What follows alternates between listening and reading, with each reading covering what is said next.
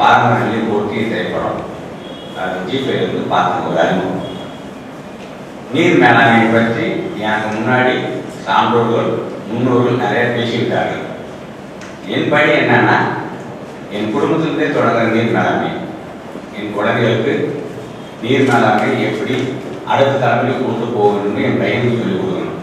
அது பள்ளிக்கூடத்துக்கு போகணும், அது கல்லூரிக்கு போகணும், கல்லூரி சமூகத்துக்கு வரும், சமூகம் சான்றோர்களாக மாறி இந்த வையத்தை பாதுகாக்க வேண்டும். இதுதான் என்னுடைய நோக்கம்.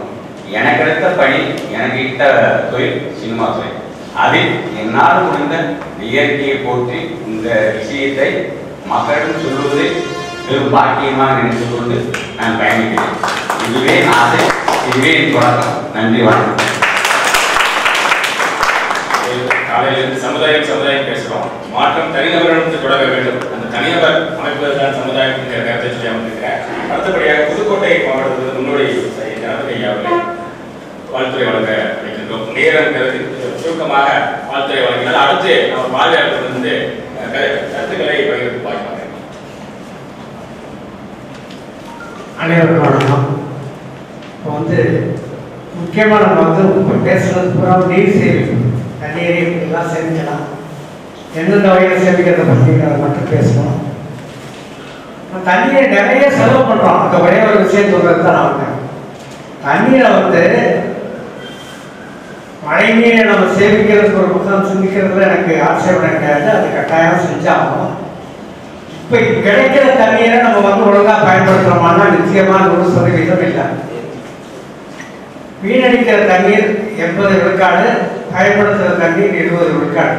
அந்த காலத்தில் ஒரு மனிதன் குளிப்பதற்கு ஒவ்வொரு ஊர்லேயும் குளங்கள் இருக்குது. அந்த இயற்கை நீரோட்டத்துக்கு தகுந்த மாதிரி குளங்களை அமைச்சிருந்தாங்க. அந்த குளங்களில் 2 குளங்கள் இருக்கும். அது ஒன்று அந்த நிலங்கள்லேருந்து வரக்கூடிய சுற்றி இருக்கக்கூடிய நிலங்கள்லேருந்து வரக்கூடிய தண்ணீரை, சுத்தமான தண்ணீரை சேமிப்பதற்கு ஒரு குடிநீர் நீர் குளம். இன்னொரு பக்கம் பார்த்தீங்கன்னா ஊர்கள்லேருந்து தெருவுலேருந்து வர தண்ணியெல்லாம் சேர்றதுக்கு ஒரு கண்மாய், அப்புறம் ஒரு ஏறுதல் இதெல்லாம் வச்சுப்பாங்க. அந்த தண்ணீர் தான் மனிதர்களுடைய முழுமையான தேவைக்கு பயன்படுச்சு. இன்னைக்கு வீட்டுக்கு வீடு நம்ம ஆழ்குழாய் கிணறுகளை வச்சு நிலத்தடி நீர் எடுத்து அதிகமாக வீடு தண்ணி பைப்பில் தண்ணி வரணும்னு திறந்து விட்டுட்டு வீட்டில் இருக்க பாத்திரம் கழுவிட்டே இருப்பாங்க. இது ஒரு பாத்திரத்தில் தண்ணியை பிடிச்சி வச்சு கழுவுறாங்க. அப்படி கழுவுறதுல தண்ணியை திறந்து விட்டு கழுவுறாங்க. ஒரு ஆள் பங்கு வளர்க்குறதுக்கு கிட்டத்தட்ட 10 லிட்டர் தண்ணி செலவு பண்ணுறாங்க. இது மாதிரி பல்வேறு விதமான தண்ணீருடைய உபயோகத்தை நம்ம குறைக்கணுங்கிறதுக்கான ஒரு திட்டமும் இந்த நிகழ்ச்சியில நம்ம அதை மக்களிடம் கொண்டு போகணும். தண்ணியை இப்போ இருக்கக்கூடிய சந்ததியினர் தண்ணி மாதிரி செலவு பண்ணுவாங்கன்னு அதை அவங்க சொன்னாங்க. ஏன்னா பணத்தை தண்ணி மாதிரி செலவு பண்ணுறான்னு சொல்லி. இந்த காலத்தில் தண்ணி நிறைய இருந்துச்சு, இன்னைக்கு தண்ணி இல்லை. இப்போ பணத்தை எப்படி வேணாலும் செலவு பண்ணலாம். பணம் யார் காற்று குடிச்சிட்டு 300 ரூபாலாம் பில் கொடுத்து தயாராக இருக்காங்க.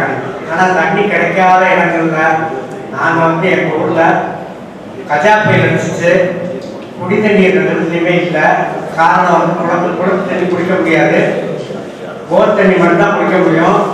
எல்லா இடத்துலையும் மின்கம்பங்கள் விழுந்து மின்சாரம் இல்லை. நிலத்தடி நீர்லேருந்து தண்ணி வெளியே எடுக்க முடியாதனால தண்ணீர் எங்கேயுமே கிடைக்கல. ஒரு 3 நாட்கள் தண்ணினால அங்கே வச்சுருந்ததெல்லாம் பிடிச்சாங்க.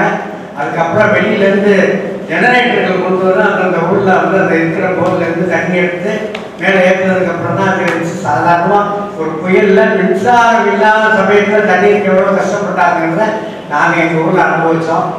இதை மக்களுக்கு கொண்டு போய் சேர்க்கணும். தண்ணீரை சிக்கனப்படுத்துவது ரொம்ப மிக மிக அவசியம் என்ற ஒரு கருத்தை வலியுறுத்தி எனக்கு வாய்ப்பு கொடுத்து வைக்கிறேன்.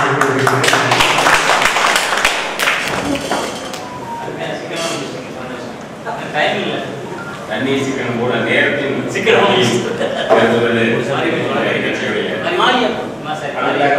மதுரையில்